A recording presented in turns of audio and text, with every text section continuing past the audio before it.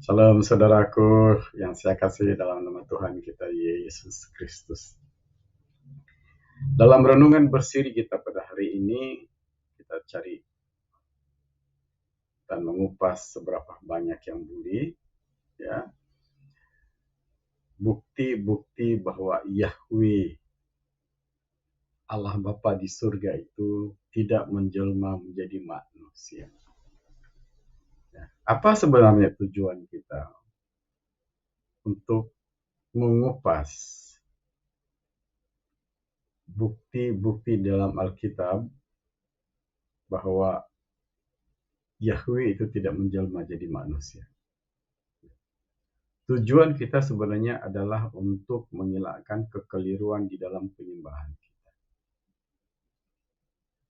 Salah satu sebab doa dan penyembahan kita itu tidak sampai ke hadirat Yahweh Elohim El Shaddai itu adalah karena kekeliruan kita menyembah. Terutama sekali mengatakan bahwa Yahweh itu telah menjadi manusia, ya, menjelma jadi manusia. Yahweh turun sendiri ke dalam dunia dan menjadi manusia. Dan untuk menjelaskan perkara ini, mari kita lihat di dalam Lukas, ya, Injil Lukas pasal 3 ayat 21 sampai 22. Saya bacakan di sini. Ketika seluruh orang banyak itu telah dibaptis, dan ketika Yesus juga dibaptis dan sedang berdoa, terbukalah langit. Dan turunlah Roh Kudus dalam rupa burung merpati ke atasnya. Dan terdengarlah suara dari langit, "Engkaulah anakku yang kukasihi, kepadamulah aku berkenan." Inilah Injil Kristus. Saudara, di dalam pembacaan tadi itu ada beberapa peristiwa yang terjadi setelah Yesus dibaptis.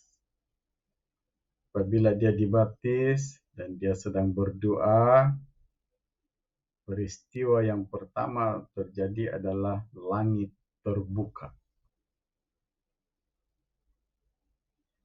Apabila langit sudah terbuka, maka Roh Kudus dari dalam jiwa Yahweh itu sendiri turun kepada Yesus. Dan apabila Roh Kudus sudah turun, maka terdengar pula suara daripada surga mengisytiharkan kepada Yesus sendiri. Ya, dia kata di situ, "Engkaulah anakku yang kukasihi, kepadamulah aku berkenan." Suatu pengisytiharan yang luar biasa. Ketika Yahweh mencipta manusia yang pertama itu daripada debu tanah, yaitu Adam, dia tidak katakan seperti itu. Ketika Yahweh menciptakan manusia kedua daripada tubuh Adam dan menjadi manusia, dia tidak istiharkan seperti itu. Henokh, orang yang dekat sekali dengan Yahweh itu sendiri, sehingga Henokh tidak mengalami kematian, pun Yahweh tidak istiharkan. Yang dia mengasihi Henokh ataupun berkenan kepada Henokh, walaupun Henokh tidak berdosa. Bukti bahwa dia tidak berdosa adalah dia tidak mengalami sebarang kematian. Selepas itu Elia juga tidak mengalami kematian, walaupun Ilya itu sangat dekat sekali dengan Tuhan. Tetapi manusia yang ketiga ini, ciptaan yang ketiga ini, yang dicipta daripada tubuh wanita dan ditempatkan dalam rahim wanita itu, yaitu Maria sendiri, dan lahir sebagai manusia. Ketika setelah genap waktunya, sampai waktunya, sebelum dia memulakan pelayanannya, yaitu Yesus itu sendiri, dia telah mengisytiharkan lebih awal. Inilah anak yang kukasihi, kepadanya lah aku berkenan. So, apakah maksud di sebalik semuanya itu? Kalau kita melihat di dalam peristiwa, ketiga-tiga peristiwa itu, langit terbuka, Roh Kudus turun dalam rupa bentuk merpati, kemudian suara dari surga bersabda mengisytiharkan, jelas sekali kepada kita, saudara, bahwa Yahweh itu sebenarnya dia tidak menjelma jadi manusia. Dia tidak berinkarnasi menjadi manusia. Ya. Jadi itu adalah bukti-bukti yang dicatat di dalam Alkitab itu sendiri, bahwa Yahweh itu jelas sekali bahwa dia tidak menjelma menjadi ciptaannya sendiri. Dia tidak menjelma menjadi manusia. Ya. Oke, saudara. Peristiwa pembaptisan Yesus,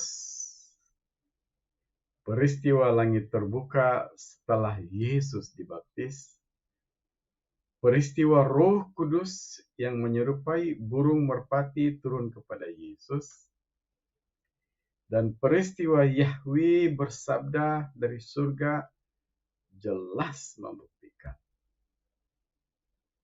Yahweh tidak menjelma jadi manusia bernama Yesus, manusia terakhir yang dia ciptakan dalam tubuh perawan Maria setelah penciptaan Adam dan Hawa. Saudara, saya sangat mohon, tapi sebelum itu, sebagai rumusan kita mungkin ada akan bertanya, jadi bagaimana dengan apa yang dikatakan, apa yang disaksikan oleh Rasul Yohanes dalam Yohanes pasal 1 ayat 1 itu? Saudara, kita akan bincangkan itu. Apa yang jelas sekali di sini adalah Yesus itu bukan jelmaan Yahweh itu sendiri. Yesus adalah ciptaan Yahweh yang terakhir. Manusia terakhir yang dia ciptakan setelah Adam, Hawa. Ya, setelah Adam kemudian Hawa maksudnya. Saya mohon supaya Roh Kudus, Roh hikmat dan wahyu itu berbicara, membuka mata hati saudara untuk memahami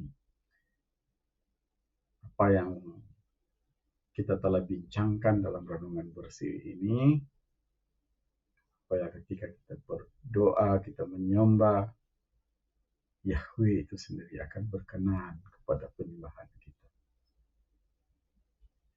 Kiranya Roh Kudus itu sendiri akan terus menuntun kita untuk mengenal jauh lebih dekat kepada Yahweh itu sendiri dan kemuliaan keagungan Adonai itu.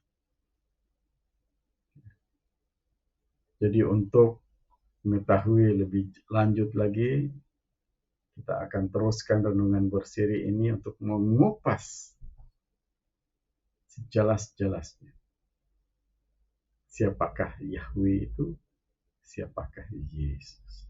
Semuanya ada di dalam Alkitab itu sendiri.